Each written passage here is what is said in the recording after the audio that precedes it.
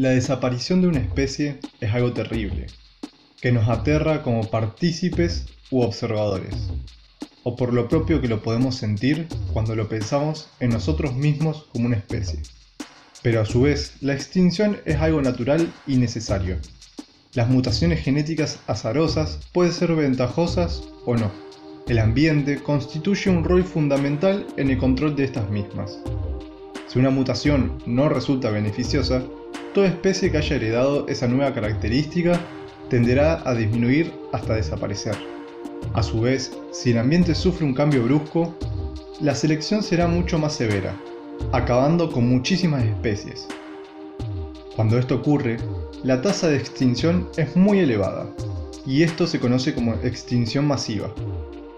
A lo largo de la historia de la Tierra se han documentado 5 extinciones masivas, varias de ellas producidas por cambios climáticos, vulcanismo y cambios en el nivel del mar. Los científicos de todo el mundo están alertando que hoy en día, por el ritmo de desaparición de especies actual, podríamos estar llegando a una 6ª extinción masiva. ¿Estamos haciendo algo para remediarlo?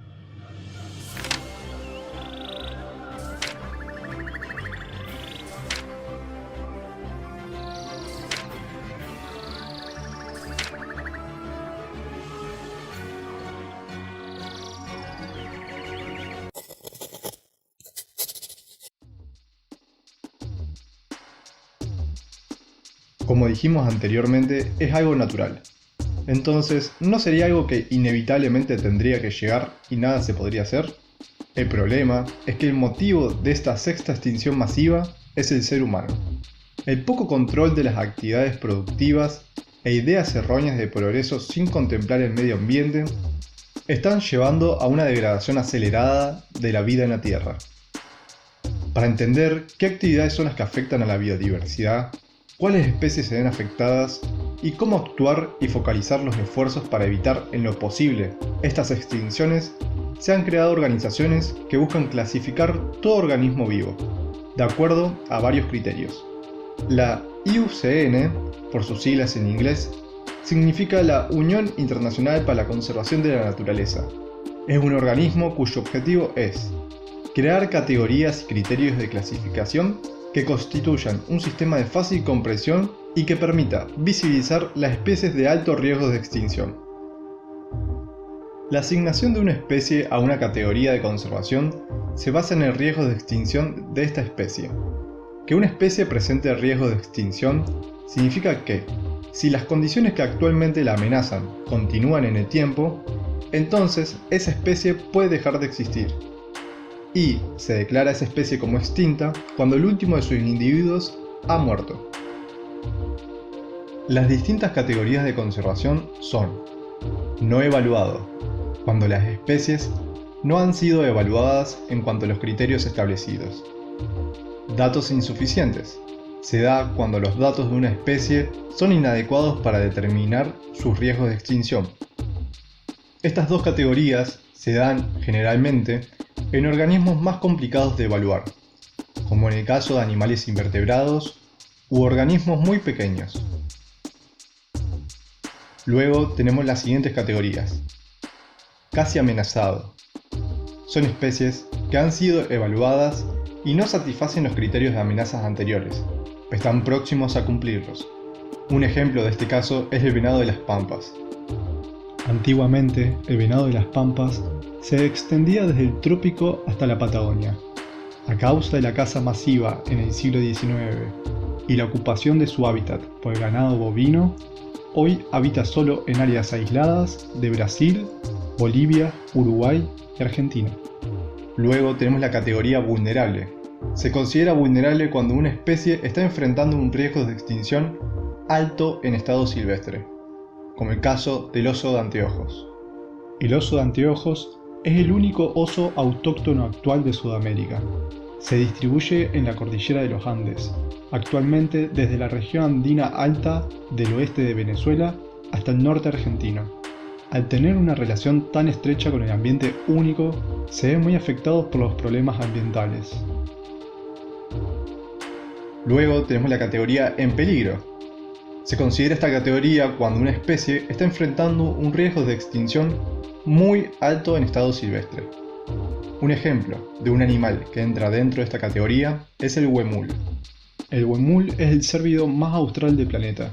Su población en el siglo XX ha sido drásticamente exterminada por los seres humanos, ya sea por considerarlo plaga o por deporte. De este modo, a inicios del siglo XXI, de los millares que habitaban la Patagonia, quedan menos de 1000. Luego tenemos la categoría en peligro crítico. Se considera cuando una especie está enfrentando un riesgo de extinción extremadamente alto en estado silvestre, como es el caso del macaco viano. Su población ha decrecido un 80% en los últimos 25 años y podría extinguirse en la próxima década. Luego tenemos extinto en estado silvestre. Se da cuando los únicos sobrevivientes de esta especie se encuentran en cultivo, cautiverio o naturalizados fuera de su rango nativo. Un ejemplo es el pavón pico de hacha, que se distribuía por toda la mata atlántica, y hoy en día solo quedan entre 100 y 200 ejemplares en cautividad. Y finalmente tenemos extinto, que es cuando no queda ningún individuo de la especie vivo, como es el caso del lobo de las Malvinas. La cacería propinada por los colonos británicos lo eliminó de la faz de la tierra para siempre. Fue persistentemente perseguido y muerto por los ganaderos británicos, hasta su total extinción. Se decía que este animal era tan pacífico que con una mano podía ofrecérsele un pedazo de carne para, con la otra mano, matarlo. Aquellos organismos que no están evaluados o no tienen datos suficientes deberían ser tratados con la misma atención que poseen los taxones amenazados. Existe una gama de criterios cuantitativos que definen las categorías de amenaza, y el cumplimiento de tan solo uno de estos criterios hace posible que un taxón pueda ser incluido en ese nivel de amenaza. Para conocer el riesgo de extinción de una especie, se estudia su ecología y el cumplimiento de los siguientes criterios. Disminución del tamaño de la población. Esta problemática es notable. Cuanto menos individuos quedan, menor será su tasa de reproducción y de su supervivencia. Sin embargo, hay que tener en cuenta algo. Existen algunos grupos de animales que tienen una fluctuación natural en sus tamaños poblacionales, como el caso de roedores e insectos. Estos animales tienen estrategias reproductivas de tener muchas crías, para que solo algunas sobrevivan. Esto produce un pico en el incremento poblacional y luego cae rápidamente en el tiempo. Esta disminución podría considerarse una disminución de la población y coincidir con el criterio. Por eso, para este criterio, no hay que tener en cuenta únicamente los datos, sino también la biología reproductiva de las especies, sus estrategias de reproducción y cuáles son las causas de la disminución de la población. Por eso, la IUCN no considera las disminuciones naturales en el tamaño de la población significativas para la clasificación. El segundo criterio es la disminución del área de distribución de una especie. El rango geográfico no toma en consideración el tamaño de la población, sino más bien el área en la que se encuentra dicha especie. El tercer y cuarto criterio son muy similares. Ambos están relacionados con la cantidad de individuos maduros en la población. Los individuos maduros son aquellos capaces de reproducirse, y conocer la cantidad de ellos es crucial para predecir cómo se comportará la población en los siguientes años. A su vez, pocos individuos maduros en la población provoca una degradación genética de la especie, lo cual puede acarrear problemas en el futuro. Para tener datos más certeros, los criterios de conservación de las especies son evaluados por distintos países donde éstas se encuentran. Esto ayuda a tener una perspectiva mucho más real del estado de amenaza de la especie, en rangos de distribución mucho más acotados. En Argentina, por ejemplo, múltiples científicos e instituciones se dedican a estudiar el estado de conservación de la fauna nativa. Un ejemplo de esto es que los estudios de abundancia de las aves están gestionados por Aves Argentinas, Asociación Ornitológica del Plata, mientras que para los mamíferos lo gestiona el SAREM, la Sociedad Argentina para el Estudio de Mamíferos. y así sucesivamente las distintas organizaciones que se dedican al estudio de distintos grupos. Esto es una gran ventaja, porque, por ejemplo, el venado de las pampas, como ya vimos, se encuentra casi amenazado a nivel internacional, pero a nivel nacional se encuentra en peligro, lo que demuestra que su situación en Argentina es más crítica que en el resto del mundo, y ayuda a centrar los esfuerzos de conservación en este tipo de especies. Sumado a eso, se creó un Sistema Nacional de Información sobre Biodiversidad que busca recopilar, clasificar y ordenar la información sobre especies y áreas protegidas de la Argentina. Este sistema es el SIB. Desde la Administración de Parques Nacionales de la República Argentina, se creó una categoría que se denomina Especies de Vertebrado de Valor Especial. Cada área de conservación debe contar con un listado de estas especies, que se utiliza para priorizar las investigaciones, los monitoreos, observaciones y registros.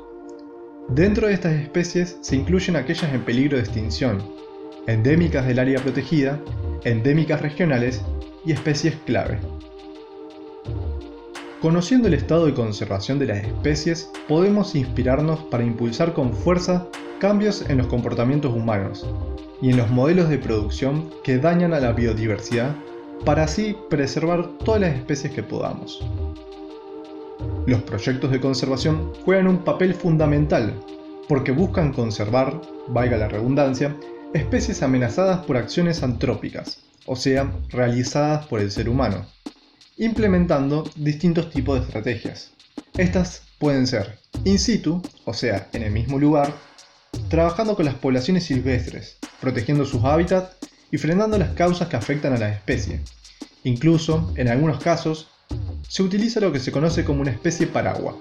Es un tema muy interesante que trataremos más adelante.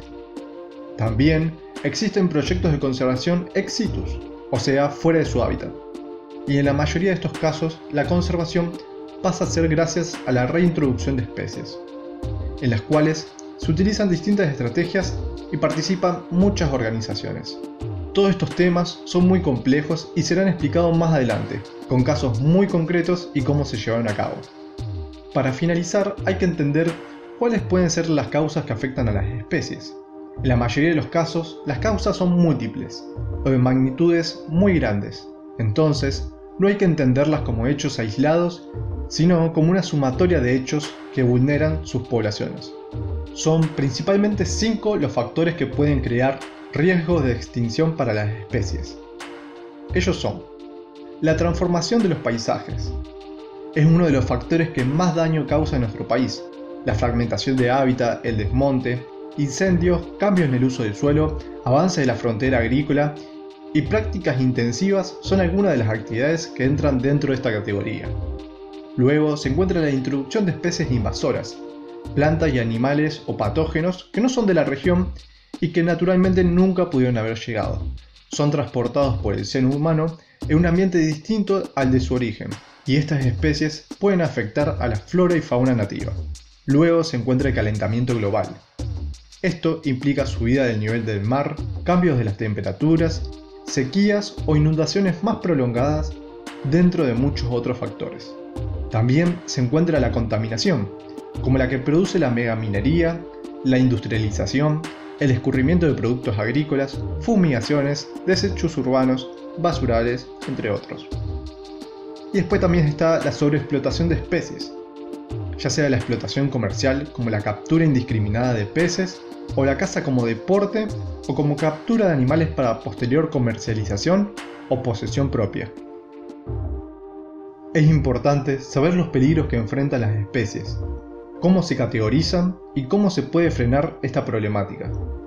Porque si somos parte del problema, también podemos ser parte de la solución.